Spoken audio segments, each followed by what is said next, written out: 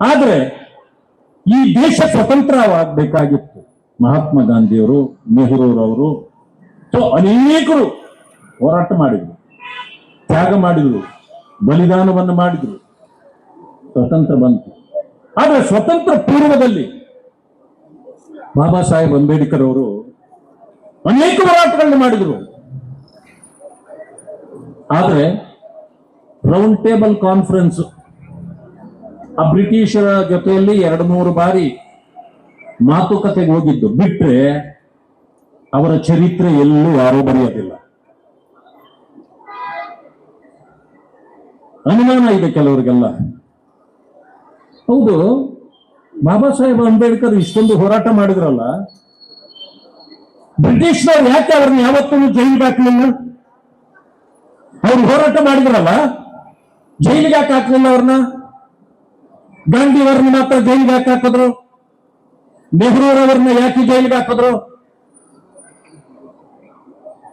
ಇದು ನಿಮಗೆ ಭವಿಷ್ಯ ಯಾರು ಹೇಳಿರಲ್ಲ, ತಿಳ್ಕೊಳ್ಳಿ. ಇವತ್ತು ಹೇಳ್ತೇನೆ ನಾನು, ಅವರನ್ನು ಜೈಲಿಗೆ ಹಾಕೋ ಕಾಲ ಬಂದಿತ್ತು. ಬಾಬಾ ಸಾಹೇಬ್ ಅಂಬೇಡ್ಕರ್ ಅವರು ಬ್ರಿಟನ್ನಲ್ಲಿ ಓದಿದ್ರು. ಬ್ರಿಟನ್ನಲ್ಲಿ ಅವರ ಕಾಲೇಜಿನಲ್ಲಿ ಓದಿದವರು ಅನೇಕರು ಬಹಳ ಬುದ್ಧಿವಂತರು ಇರ್ತಾರೆ. ಯಾಕಂದ್ರೆ ಯೂನಿವರ್ಸಿಟಿ ವಾಸ್ ಲೈಕ್ ದಟ್. ಅಂತವರಿಗೆ ಮಾತ್ರ ಅಲ್ಲಿ ಸೀಟ್ ಕೊಡ್ತಿದ್ದು. ಅವ್ರು ಎಷ್ಟು ಮೇಧಾವಿ ಅನ್ನೋದು ಅಲ್ಲಿನ ಪ್ರೊಫೆಸರ್ಗಳಿಗೆ ಗೊತ್ತಿತ್ತು. ಆ ಶಾಲೆಯ ಒಂದು ಸಂಘ ಇದಿತ್ತು, ಯೂನಿಯನ್ ಅಂತ. ಆ ಶಾಲೆಯಲ್ಲಿ ಬುದ್ಧಿವಂತರು ಮಾತ್ರ ಓದೋದು. ಅಲ್ಲಿ ಓದಿದ ಬುದ್ಧಿವಂತರು ಅದರಲ್ಲೂ ಮೆರಿಟ್ ಮೇಲೆ ಪಾಸ್ ಆದರೆ ಅವರಿಗೆ ಆ ಸಂಘದಲ್ಲಿ ಒಂದು ಸದಸ್ಯತ್ವ ಕೊಡ್ತಾರೆ. ಅದು ಒಂದು ಬುದ್ಧಿವಂತರಿಗೆ ಅಂತ.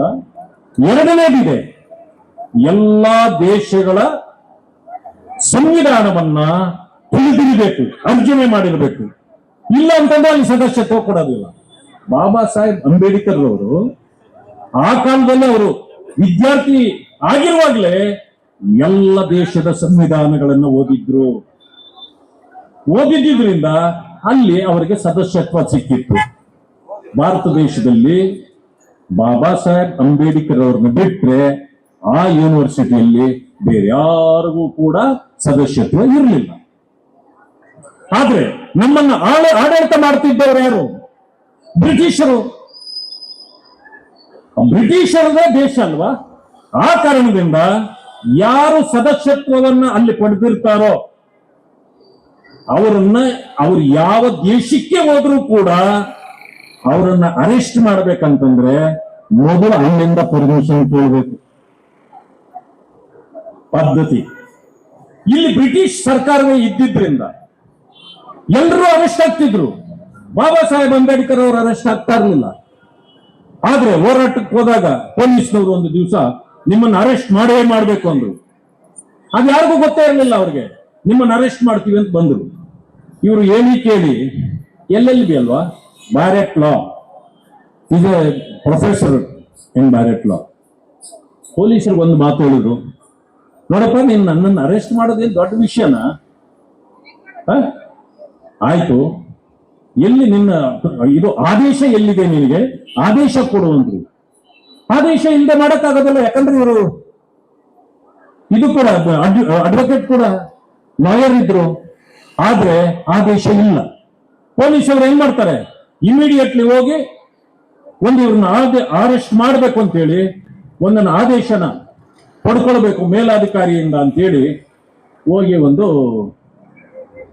ಲೆಟರ್ ರೆಡಿ ಮಾಡಿದ್ರು. ಮೇಲಾಧಿಕಾರಿ ಕೊಟ್ಟರು. ಕೊಟ್ಟ ತಕ್ಷಣ ಮೇಲಾಧಿಕಾರಿ ಹೇಳಿದ್ರು, ಹೆಚ್ಚು ಕಡಿಮೆ ಇವ್ರನ್ನ ಅರೆಸ್ಟ್ ಮಾಡಿಬಿಟ್ಟಿದ್ದಾರೆ, ಆದ್ರೆ ಜೈಲಿಗೆ ಕಳಿಸಿಲ್ಲ. ಮೇಲಾಧಿಕಾರಿ ಹೇಳ್ದ, ಅವ್ರ ಬಗ್ಗೆ ನಿನ್ಗೇನಾದ್ರೂ ಗೊತ್ತಿದೆಯಾ? ಅವ್ರನ್ನ ಅರೆಸ್ಟ್ ಮಾಡ್ಬೇಕಂತಂದ್ರೆ ಆ ಬ್ರಿಟನ್ ನಲ್ಲಿ ಇರ್ತಕ್ಕಂಥ ಯೂನಿವರ್ಸಿಟಿಯಿಂದ ನಮಗೆ ಪರ್ಮಿಷನ್ ಬರಬೇಕು, ಇಲ್ಲಾಂದ್ರೆ ನೀವು ಅವ್ರನ್ನ ಮುಟ್ಟಂಗಿಲ್ಲ. ಅವನಿಗೆ ಆಶ್ಚರ್ಯ ಆಯ್ತು. ಅದಾದ ತಕ್ಷಣ ಅದನ್ನ ಅವರು ಹಿಡಿದಿಟ್ಟಿದ್ರಲ್ಲ, ತಕ್ಷಣ ರಿಲೀಸ್ ಮಾಡಿಬಿಟ್ರು. ಮಾಡಿದ ತಕ್ಷಣ ಮೇಲಾಧಿಕಾರಿ ಏನ್ ಮಾಡ್ಬಿಟ್ರು, ಯಾರು ಹಿಡಿದಿಟ್ಟಿದ್ದಲ್ಲ ಆ ಇನ್ಸ್ಪೆಕ್ಟರ್ನ ಅವನ್ನ ಅರೆಸ್ಟ್ ಮಾಡಿಬಿಟ್ರು, ಸಸ್ಪೆಂಡು ಮಾಡಿಬಿಟ್ರು.